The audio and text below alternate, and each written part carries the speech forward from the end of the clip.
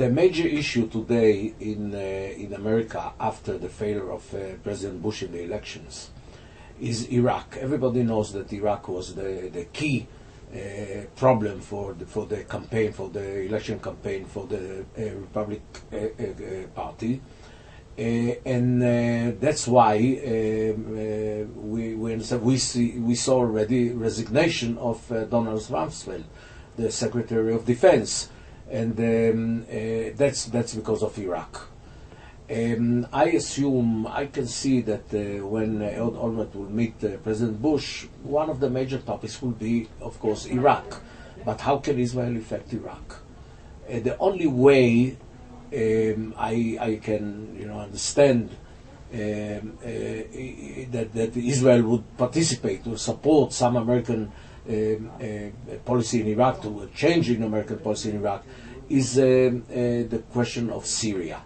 Syria is a key player in our political arena, because in Syria there is a lot of support from Syria to Iraq, and if America will change its policy vis-à-vis Syria, it might help also to isolate Iran with all the nuclear issues that we know about.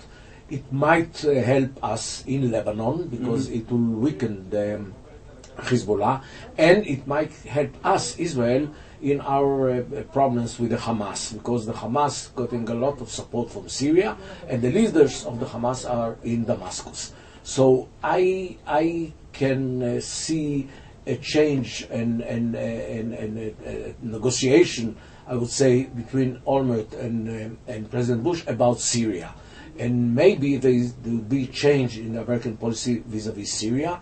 And unfortunately, or fortunately, I don't know, it depends on the view of the beholder, Israel will have to pay some of the price, which means some maybe withdrawal or some change in the Israeli position in the Golan Heights, because the Syrian main interest is the Golan Heights.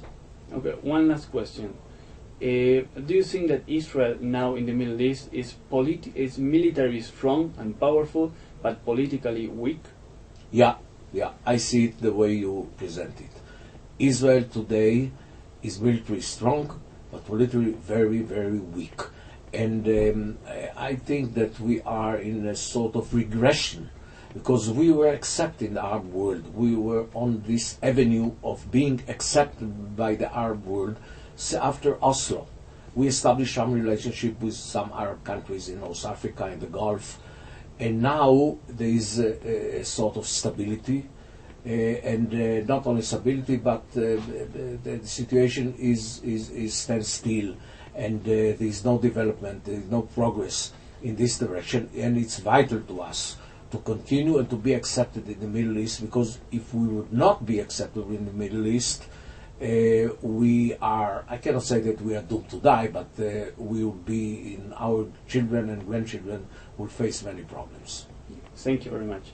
Thank you. Thank you, all of you.